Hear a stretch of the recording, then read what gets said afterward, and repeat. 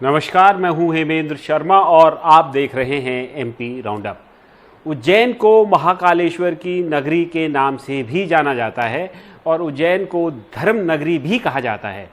धर्म नगरी में एक कथित बलात्कार हुआ जिसने पूरे प्रदेश को स्तब्ध कर दिया। दरअसल ये कथित बलात्कार उज्जैन शहर के बीचों बीच दिन दहाड़े हुआ और इसका वीडियो भी बनाया गया और वो वीडियो वायरल भी हो गया। कथित बलात्कार इसलिए क्योंकि जो इस बलात्कार में महिला है, जो पीड़ित है, वो इसकी शिकायत नहीं करना चाहती थी। पुलिस ने दरअसल वीडियो को देख करके और जब ये वीडियो वायरल हुआ, जगह की पहचान कर करके महिला को पहचान करने के बाद उससे रिपोर्ट लिखवाई और उसके बाद 376 रेप का मुकदमा दर्ज किया गया। बताया ये भी जा रहा है कि महिला ने पुलिस को ये बताया अपने बयानों में कि वो और आरोपी दोनों ही शराब पिए हुए थे और ये भी कहा जा रहा है कि महिला रेप का केस दर्ज ही कराना नहीं चाहती थी। बहरहाल, इससे पहले कि प्रदेश की कानून व्यवस्था पर कोई सवाल उठाए, पुलिस ने आरोपी को पकड़ा और उसे जेल भेज दिया। लेकिन सवाल ये है कि क्या पुलिस इस केस को कोर्ट में प्रूव कर पाएगी? क्या इसमें आरोपी का कन्विक्शन करवा पाएगी? और सवाल ये भी है क्योंकि ये दिन दहाड़े पूरे बीच शहर में पूरी जनता के सामने ये बलात्कार, कथित बलात्कार हुआ है, तो सवाल ये भी है कि जो समाज के तौर पर हमारे मूल्यों में जो गिरावट हुई है उसके बारे में ये केस क्या बताता है और प्रदेश सरकार को इस मामले में क्या करना चाहिए था। इन तमाम सवालों पर बात करने के लिए हमारे साथ इस समय मौजूद हैं senior journalist mister Arun Dixit. Sir, आपका बहुत बहुत स्वागत है। धन्यवाद। सबसे पहले तो सर, ये जो पूरा मामला है इसको देखने के बाद, क्योंकि वायरल हुआ है वीडियो और वीडियो वायरल होने के बाद पुलिस ने रेप का केस दर्ज किया है, पूरे बीच शहर में हुआ है, दिन दहाड़े हुआ है, वीडियो में दिख रहा है कि लोग आ रहे हैं, जा रहे हैं, कोई व्यक्ति वीडियो बना रहा है, तो क्या ये वाकई में बलात्कार का केस है? और यदि नहीं है तो पुलिस क्यों बलात्कार का केस इसमें रजिस्टर कर रही है?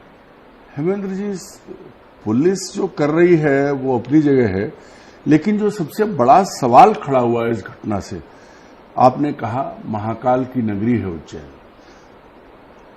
सदियों से हमारे शास्त्रों में उस नगर की, नगरी की या शहर की जो व्याख्या है वो एक अलग तरह के और बहुत नैतिक, पवित्र। कृष्ण जी वहां पढ़ने गए थे, भगवान महाकाल साक्षात विराज हैं, वहां भैरव जी हैं जो आज भी प्रसाद के रूप में तंत्र की शराब ग्रहण करते हैं। तंत्र की राजधानी उज्जैन आज भी माना जाता है जी। उज्जैन पूरी दुनिया में मशहूर है क्योंकि एक धार्मिक नगरी है। इसके अलावा आज की स्थिति में अगर आप देखें तो उज्जैन इसलिए जाना जाता है कि एक सज्जन जो उज्जैन के विधायक हैं, जो जिनका नाम डॉक्टर मोहन यादव है, वो आज राज्य के मुख्यमंत्री हैं जी।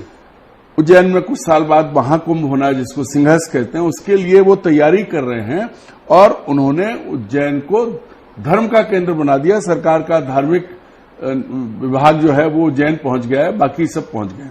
इससे पहले उसी महाकाल के मंदिर के जीर्णोद्धार पर 1000 से 1100 करोड़ के करीब खर्च करके शिवराज सिंह चौहान ने यह बताया था कि उज्जैन से ज्यादा पवित्र, उज्जैन से ज्यादा अच्छा शहर कोई नहीं। तो जो बात आपने कही कि दिन दहाड़े जो घटना पड़ी है वो ये है कि वो दोनों उसी तरह वो शायद पन्नी या कचरा बीनती थी, वो भी उन दोनों ने वहीं बैठ के शराब पी और ये हुआ कि शादी करेंगे और उसके बाद जो डस्टबिन थे उसके साइड में उन्होंने संबंध बनाए। अब सवाल यह है कि वो शहर, वहां के लोग तमाशबीन हैं, देख रहे हैं, अरे भगवान की नगरी में सड़क पर ये हो रहा है, दिन दहाड़े हो रहा है और कोई रोक नहीं रहा है, वीडियो बना रहे हैं। ये समाज कहां जा रहा है? सबसे बड़ा सवाल है।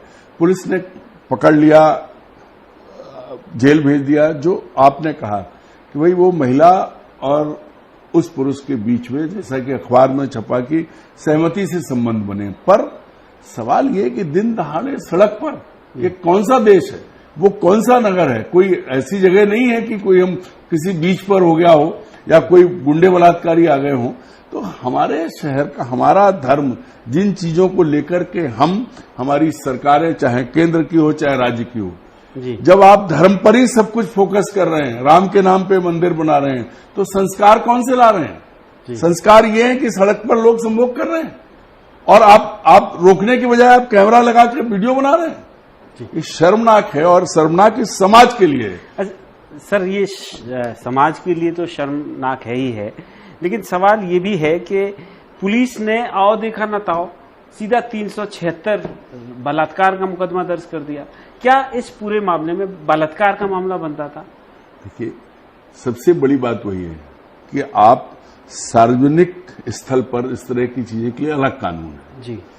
पुलिस चूंकि वीडियो वायरल हो गया उसके बाद कांग्रेस सवाल उठा रही थी तो 376 का मुकदमा दर्ज कर दिया। कांग्रेस का तो भगवानी मालिक है, उसके नेता कैसी चीजों पर कहां उन्हें सवाल उठाना, जहां उठाना चाहिए वहां उनकी जबान बंद हो जाती है, वहां उनका कहीं किसी जगह नहीं होता है कुछ भी। ये कांग्रेस आज की तारीख में कांग्रेस सबसे घटिया पार्टी हो गई। उसके नेता जिन मुद्दों पे उन्हें बात करनी है वो नहीं कर रहे हैं, चाहे केंद्र हो चाहे मध्य प्रदेश हो। जिन मुद्दों पर सीधे सीधे बात हो सकती है, मध्य प्रदेश का तो भगवानी मालिक है। सवाल कानून है, सार्वजनिक स्थल पर एक मर्यादा नहीं, ऑब्सिनिटी का एक कानून है, उसके तहत मुकदमा दर्ज होना चाहिए था। अब बलात्कार का मुकदमा, अगर मान लीजिए वो जब महिला गई उसने कहा मैं तो शादी करना चाहती थी, अब ये भी बताया जा रहा है, अब इसको सब्जेक्ट टू वेरिफिकेशन और अखबार में यही छपा है, ये भी बताया जा रहा है। अभी भारतीय जनता पार्टी का एक वरिष्ठ नेता की पुलिस से बात हुई, वहां पे 164 के बयान वो पुलिस करवाना चाहती थी, तो 164 के बयान में शायद हो सकता है उसने जो पुलिस आरोप लगा रही है वो नहीं कहे हैं। वही है जो अखबार में छपा, उसने यही कहा कि वो मिला, वहीं बैठ के उन्होंने साथ साथ शराब पी, उसने कहा शादी करेंगे, उसके बाद जो है संबंध बनाए, लोगों ने उसको देखा और वीडियो वायरल कर दिया। सवाल उसने अपराध किया सार्वजनिक स्थल पर। देखिए, पहला अपराध यह है कि महाकाल की नगरी है, लेकिन अब जो परिस्थितियां हैं, महाकाल की नगरी में छेड़छाड़ के मुकदमे भी अभी पिछले दिनों ही दर्ज हुए, बलात्कार के भी हुए, तो समाज ने जिस स्थिति में भगवान को पहुंचा दिया है, अब किसी की परवाह किसी को नहीं बची और पुलिस उससे बड़ा नाटक कर रही है। अरे भाई, जब उसके लिए अलग कानून है सार्वजनिक स्तर पर इस तरह की चीजों के लिए, तो आपने वो क्यों नहीं किया? अच्छा, आप बलात्कार के आरोपियों से क्यों बना रहे हो? अच्छा सर, एक और दूसरा सवाल कि उज्जैन महाकालेश्वर की नगरी है, दुनिया भर से महाकालेश्वर के मतलब भक्त लोग जो हैं, जो अनुयायी लाखों लोग आते हैं और महाकाल कॉरिडोर बनने के बाद जो आने वाले लोगों उनकी संख्या कई गुना बढ़ गई। अब ऐसे धार्मिक नगरी में, महाकाल की नगरी में परिवार के साथ धार्मिक उद्देश्य से लोग आते हैं और जब वहां आते हैं और वहां पर सड़कों पर इस तरह का कृत्य होता है तो उनके ऊपर क्या मैसेज जाता है? इस घटना के बाद वो वीडियो तो वायरल हो रहा है, उसे तो रोका नहीं जा सका है। जी। पहले सवाल उठा था, इससे पहले कुछ महीने पहले आप याद करिए, एक जरा सी हवा आई थी तो वो मूर्तियां गिर गई थी जी। तब पूरी दुनिया में बदनामी हुई थी।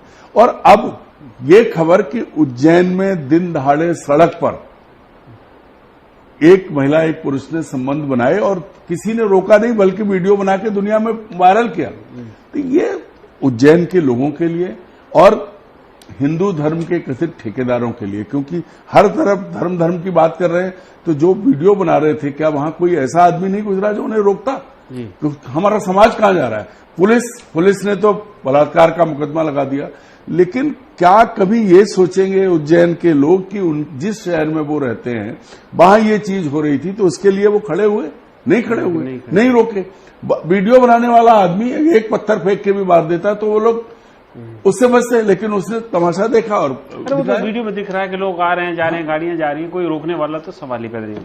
अच्छा सर, फिर ये सवाल ये उठता है कि सरकार को अब क्या करना चाहिए, क्योंकि जो नुकसान होना था, मतलब महाकालेश्वर की नगरी की जो बदनामी होनी थी या उज्जैन नगरी को जिस तरीके से लोग देखते हैं धार्मिक आस्था से, उसमें जो ठेस पहुंचती थी वो तो हो गई। अब सरकार को क्या करेक्टिव मेजर्स उठाने चाहिए आपकी राय में?